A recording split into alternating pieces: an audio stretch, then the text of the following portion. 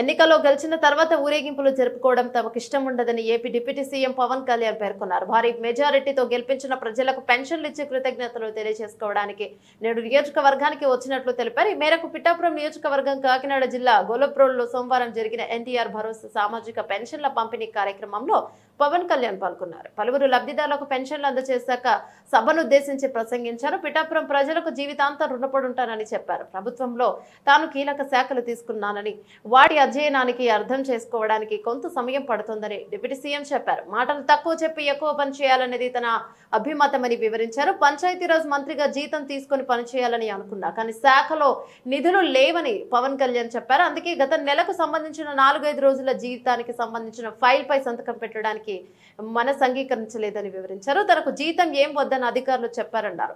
గత ప్రభుత్వంలో పంచాయతీ నిధులు ఎటు వెళ్లాయో తెలియదని చెప్పారు. ఈ శాఖలో నిధులు లేకున్నా అప్పటి సీఎం మాత్రం ఋషికొండలో ప్యాలెస్ కట్టుకున్నాడని విమర్శించారు. ఇదంతా చూశాక ప్రజలకు తాను మాట ఇస్తున్నానని, పంచాయతీరాజ్ శాఖలో తన వైపు నుంచి ఎలాంటి అవినీతికి తావుండదని స్పష్టం చేశారు. జనసేన ఇన్ఛార్జ్ శ్రీ మర్రిరెడ్డి శ్రీనివాస్ గారికి హృదయపూర్వక నమస్కారాలు. కాకినాడ రూరల్ ఎమ్మెల్యేన పంతం నానాజీ గారికి కూడా హృదయపూర్వక నమస్కారం. ఈ పెన్షన్ల పంపిణీ కార్యక్రమానికి ఇంత బందోబస్తు నిర్వహిస్తున్న పోలీస్ అధికారులందరికీ, ఎస్పీ గారికి అందరికీ నా హృదయపూర్వక ధన్యవాదాలు, నమస్కారాలు. ఎలక్షన్స్ అయిపోయి రిజల్ట్స్ వచ్చిన తర్వాత ఇదే మొదటి నా విజిట్. ఇది ఇందాక కృష్ణదాస్ గారు మాట్లాడుతూ ఉంటే ఎలక్షన్ రిజల్ట్స్ వచ్చినప్పటి నుంచి ఇప్పటిదాకా రాలేదు అని, అది పోయింది అంటే నేను ఒకటే పెట్టుకున్నాను. ఎలక్షన్లు గెలిచిన తర్వాత నాకు లోపల నుంచి ఏముందంటే నాకు ఊరేగింపులు చేసుకోవడం నాకు ఇష్టం లేదు. నాకు పనిలోకి వెళ్ళాలనుకున్నాను. ముందు కృతజ్ఞతని ఎలా చెప్పగలను? ఈరోజు వచ్చి పెన్షన్లు వచ్చి నేను కృతజ్ఞత చెప్పుకోగలను.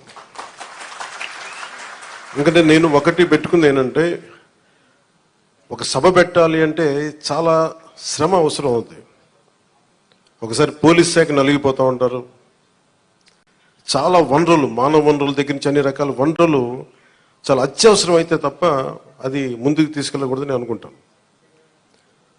సో ముందుగా నేను ఒక భారీ సభ పెట్టో లేదంటే ఊరేగింపులు చేసుకొని ఇవన్నీ చేయడానికి ఇబ్బంది ఏం లేదు. కానీ చేస్తే చాలా విలువైన మీకోసం పనిచేసే సమయం పోతుంది. పైగా నేను తీసుకున్నవి చాలా కీలకమైన శాఖలు: పంచాయతీరాజ్ శాఖ, అటవీ పర్యావరణ శాఖ, దాంతోపాటు పొల్యూషన్ ఉంటుంది, పొల్యూషన్ శాఖ, అలాగే సైన్స్ అండ్ టెక్నాలజీ. పంచాయతీరాజ్లో దాదాపు 3 చాలా కీలకమైన విభాగాలు ఉంటాయి. వాటన్నిటినీ చదవడానికి, అవగాహన చేసుకోవడానికి చాలా సమయం పడుతుంది. ఆ పరిపాలన అంటే ఆ శాఖ తాలూకు పరిపాలన వ్యవస్థలో ఉంటుంది, అడ్మినిస్ట్రేటివ్ డిఫికల్టీస్ ఏముంటాయని. సో ఇవన్నీ అర్థం చేసుకోవడానికి నేను ఈ సమయం తీసుకున్నాను. ఈ సందర్భంగా నేను పిఠాపురం నన్ను గెలిపించిన, భారీ మెజారిటీతో గెలిపించిన ప్రజలందరికీ నేను రుణపడి ఉంటాను. నేను ఎక్కువ మాటలు చెప్పి తక్కువ పని చేయదలుచుకోలేదు, తక్కువ చెప్పి ఎక్కువ పని చేయదలుచుకున్నాను. ఇది మొన్నదాకా మనం తిట్టుకున్నాం, గత ప్రభుత్వాన్ని విధానాలని మనం అనుకున్నాం, విమర్శించాం. ఇప్పుడు ఛాలెంజ్ ఏంటంటే, మనం ఏ ప్రామిసెస్ అయితే చేశామో, ముఖ్యంగా ఇందాక మన దివ్యాంగుల మనకి సోదరి మాట వింటా ఉంటే, నేను ప్రతిసారి జనవాణి కార్యక్రమానికి వెళ్తున్నప్పుడు ఎన్నోసార్లు వాళ్ళు కూర్చొని అవగాహన చేసుకున్నాం. ఈ 3,000 ఇవ్వలేని పరిస్థితులు, ఒకళ్ళు ఇచ్చిన చాలీని పరిస్థితులు. ప్రతిసారి చాలా సందర్భాల్లో నేను చంద్రబాబు గారు దీన్ని చెప్పాను. ఈ అత్యంత వెనకబడ్డ, నిర్లక్ష్యానికి గురి కాబట్టి ఎవరు ఉన్నారంటే దివ్యాంగులే. మన భారతదేశపు సమాజం ముందుగా మనం పెట్టుకోవాల్సింది. సో ఆ దాంట్లోనే అంటే ఆ క్రమంలో ముందుగా ఈరోజు మేము మాట్లాడుకున్నప్పుడు చాలాసార్లు చెప్పాను ఇట్లాంటివి ఉండాలి.